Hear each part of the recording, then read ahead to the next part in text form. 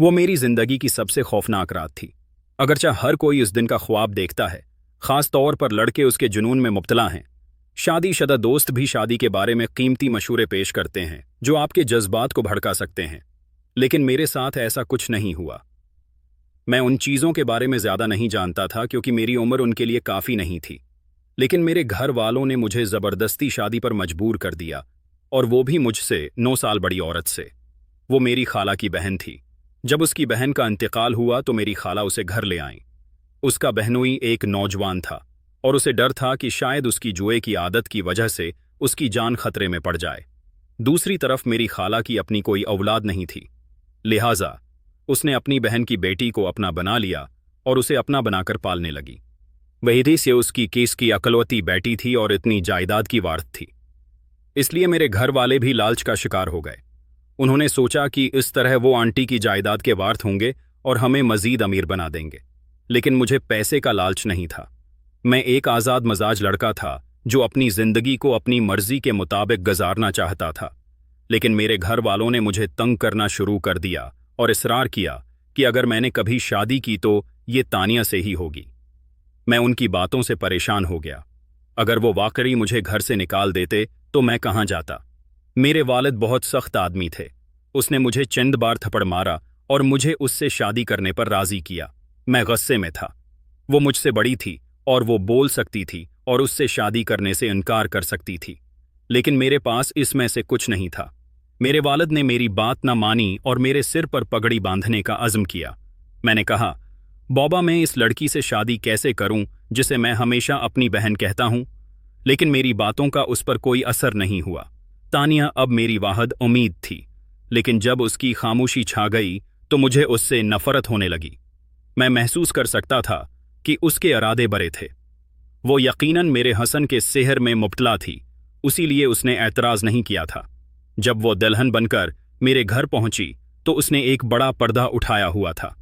मैं उसका चेहरा भी नहीं देख सकता था और मुझे उसे देखने का कोई शौक नहीं था। मेरा दिल टूट गया। मैं अब शादीशुदा आदमी था। 17 साल की उम्र में मेरे दोस्त मेरा मजाक उड़ा रहे थे। उन्होंने मेरे कान में सरगोशी की, बड़ी उम्र की औरतें बहुत तजर्बाकार होती हैं, वो शादी की पहली रात ही गड़बड़ कर देती हैं।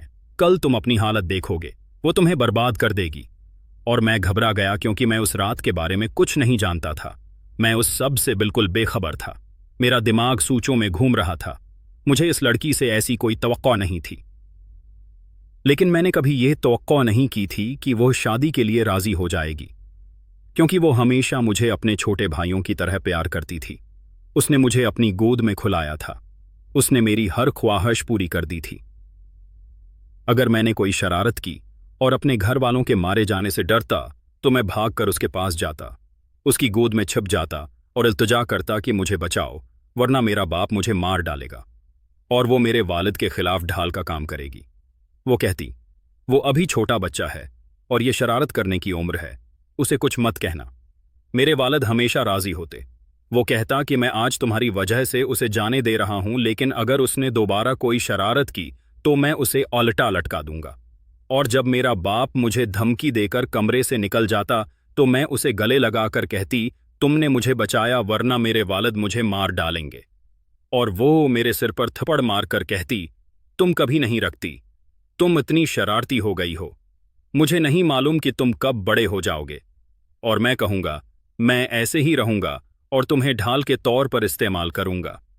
और आज मैं किसको ढाल के तौर पर इस्तेमाल कर सकता हूं, क्योंकि मैं खुद उसका सामना कर रहा था। मैं इसका सामना कर रहा था। उसके ऊपर मेरे दोस्तों ने मुझे डरा दिया था, वो बड़ी उम्र की औरत मेरी जिंदगी बर्बाद कर देगी।